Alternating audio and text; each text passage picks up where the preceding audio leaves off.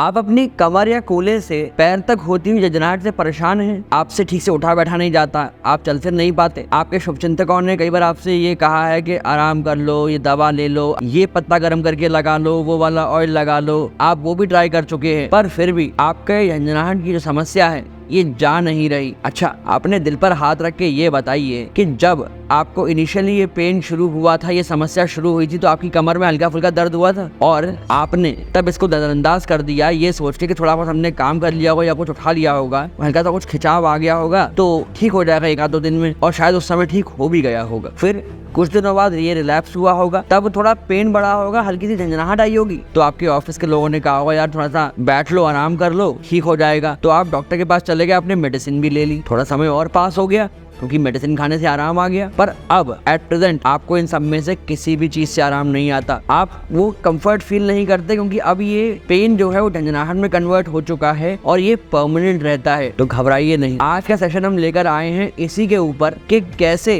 कुछ चीजों का ध्यान रखकर आप अपनी इस कमर से पैर तक की झंझनाहट को ठीक कर सकते हैं। इसलिए आज के सेशन को ध्यान से सुनिएगा और मैं आशा करता हूँ कि ये आपको अवश्य लाभ देगी, इसलिए इस वीडियो को बिना स्किप करें ध्यान से सुनिएगा। आप इस चैनल पर पहली बार कोई वीडियो देख रहे हैं तो इसे अभी सब्सक्राइब कर लेंगे। मैं हूं आपका physiotherapist doctor Abhinav Chaturvedi, Rooprani health care, Shastripuram road, Agra से। सबसे पहला काम जो फर्स्ट मोस्ट थिंग आपको करनी है वो आपको अपने डॉक्टर से कंसल्ट करना है कि एक्चुअल रूट कॉज है क्या आपकी प्रॉब्लम का। क्या वो कमर में दबती हुई नस है जो डिस्क डिजनरेशन की वजह से वो डिस्क बाहर आ गई थी और नर्व को दबा रही है, इम्पिंजमेंट कर रही है कमर में? क्या आपकी एज की वजह से आपको लंबर स्पॉन्डिलोसिस हो रही है, या फिर वो नस कूल्हे पे दब रही है, आपको पेरिफेरल सिंड्रोम हो सकता है। और इसकी एक वजह हो सकती है आपका लंबा बैठे रहना। अभी करंट में हम एक पेशेंट को ट्रीट कर रहे हैं जिन्हें कमर में कोई समस्या नहीं आती, पर वो लंबे समय तक बैठ नहीं पाते। उनके कॉम्पिटिटिव एग्जाम्स आ रहे हैं, पर उनका ये कहना है कि सर मैं थोड़ी देर बैठता हूँ तो मुझसे बैठा नहीं जाता, मैं लेट जाऊं तो कंफर्टेबल हूं, खड़ा रहूं तो थोड़ा कंफर्टेबल हूं, बट मैं बैठ नहीं सकता। उन्हें पढ़ने के लिए या तो सीधा लेटना पड़ता है या वो उल्टा लेट जाते हैं, तब वो कंफर्टेबल होते हैं। उनकी डायग्नोसिस करने पर ये मालूम पड़ता है कि उनकी हैमस्ट्रिंग्स टाइट हो रही हैं, कमर में कोई दर्द नहीं है उनके। ऐसा होता है, इसलिए आपसे ये कह रहे हैं कि डॉक्टर को कंसल्ट करिए, अपने आसपास किन्हीं अच्छे फिजियोथेरेपिस्ट को कंसल्ट करिए। कई बार लोग आते हैं, पेशेंट्स आते हैं, वो कहते हैं दर्द हमारे पैर में है। जब हम एग्जामिन करते हैं तो हम कहते हैं नहीं, ये दर्द आपके पैर में भले ही होगा, बट आपका इसका रूट कॉज जो आपकी कमर से है। उन्हें थोड़ा आश्चर्य लगता है, पर ये सच्चाई है। एक्चुअल में यही होता है, जब कमर की नर्व दबती है ना तो वो सिम्टम दिखाती है पैर में, पर दबती तो वो कमर में ही है ना।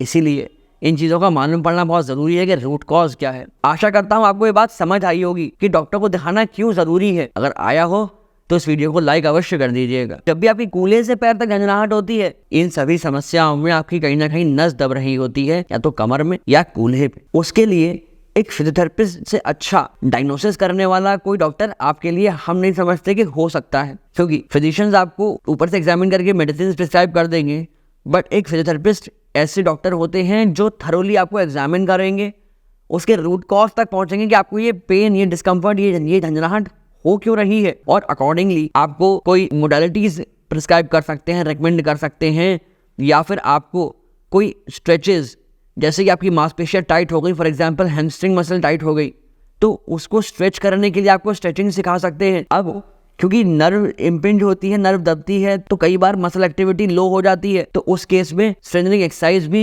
फिजियोथेरेपिस्ट सिखाते हैं। और इन सब के साथ साथ वो आपका एक ट्रीटमेंट प्लान बनाते हैं कि किस किस तरीके से, किस पैटर्न में आपका ट्रीटमेंट होना है। साथ में फिजियोथेरेपिस्ट बहुत अच्छी ऐसी टेक्निक्स जानते हैं जिनको हम कह देते हैं मैनुअल थेरेपी। मैनुअल थेरेपी के अंदर नर्व का मोबिलाइजेशन आ जाता है, मसल की जो फेशिया होती है उसको रिलीज करने के लिए मायोफेशियल रिलीज आ जाता है। इन सारी टेक्निक्स को एक फिजियोथेरेपिस्ट भली भांति जानता है और अकॉर्डिंगली आपके लिए यूज करता है। एलोपैथ्स बहुत अच्छे डॉक्टर्स होते हैं, बट उनकी लिमिटेशंस क्या हैं कि वो विसरल या इमरजेंसी मेडिसिन को प्रिस्क्राइब कर सकते हैं, बट एक फिजियोथेरेपिस्ट बेस्ट जज हैं आपके लिए, तो उन्हें कंसल्ट करिए और एक अच्छे फिजियोथेरेपिस्ट को कंसल्ट करिए, जिससे कि आपकी सही डायग्नोसिस बन पाए, सही प्रिकॉशंस और ट्रीटमेंट आपको मालूम पड़ सके, जिससे आप फॉलो करके ठीक हो सकें।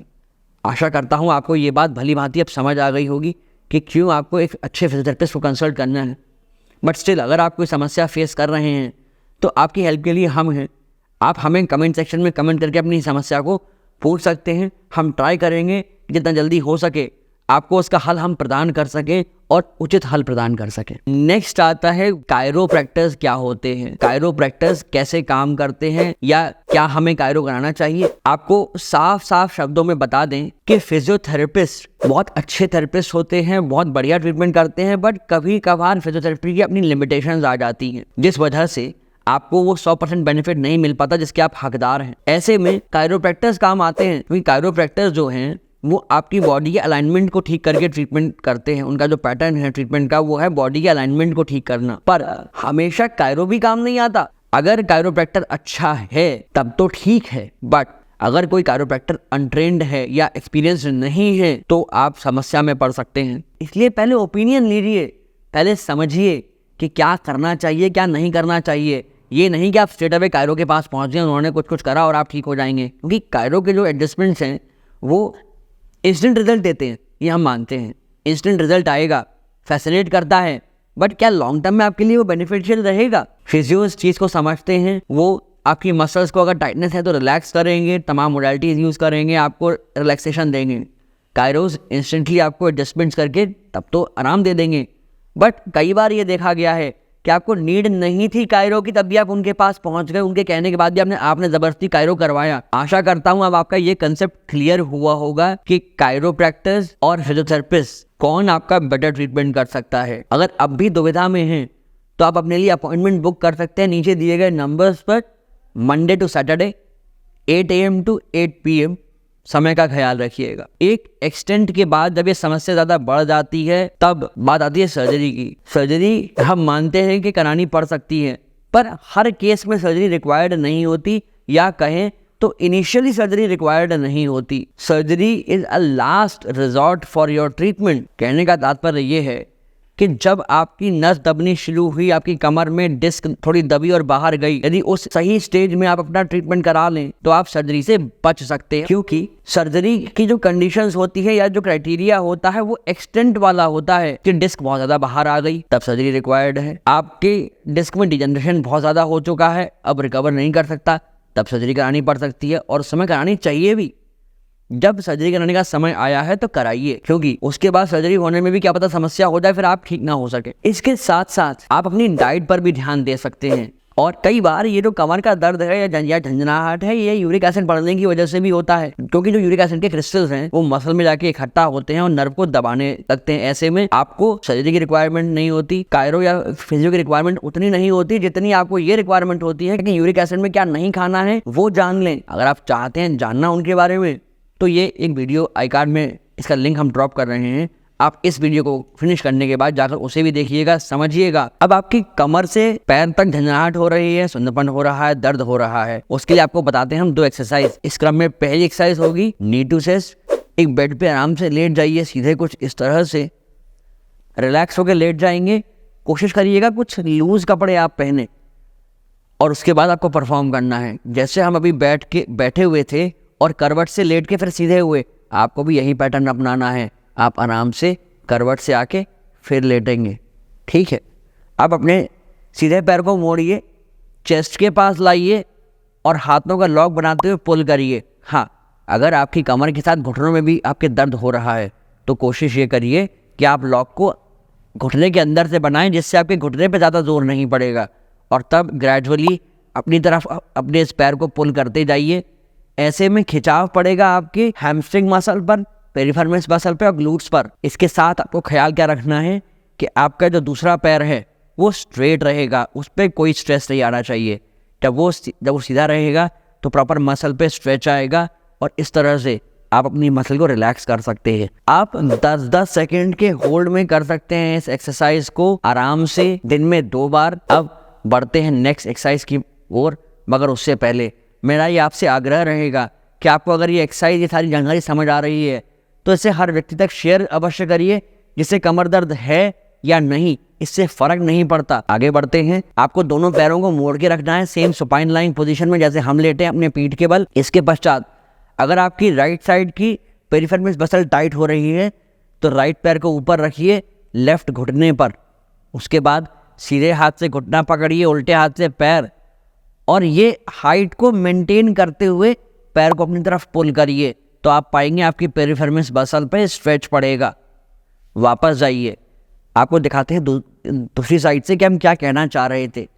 कई बार लोग गलती क्या करते हैं, लोग पेरिफेरमिस मसल का स्ट्रेच तो करते हैं, पर उसके लिए पैर कभी उनका नीचे आ जाएगा, पुल कर लेंगे, पैर बहुत ऊपर रह जाएगा, पुल कर देंगे। ये कुछ नहीं करना। जिस लेवल पर आपने अपने पैर को रखा है घुटने के पास ना, उसी लेवल पर मेंटेन करते हुए आराम से पैर को उसी एंगुलर मोशन में पुल करना है। आपको अभी चैनल को सब्सक्राइब करना है और बेल आइकन को प्रेस करना है, क्योंकि ऐसी अच्छी वीडियोस आगे भी आपके लिए आती रहेंगी, आपको स्वास्थ्य लाभ मिलता रहेगा। इन सभी एक्सरसाइज के साथ अपने खान पान का भी तो ध्यान रखिए। तो नस दबने पर क्या खान पान में बदलाव करने हैं, वो जानने के लिए राइट वाला वीडियो जाकर देख लीजिए। और आपकी नसों के लिए बहुत जरूरी होता है ताकत के लिए एक विटामिन B12, वो कैसे प्राप्त कर सकते हैं उसके लिए ये लेफ्ट वाला वीडियो जाकर देख लीजिए। सब समस्याओं का हल आपको अभी प्राप्त हो जाएगा। धन्यवाद।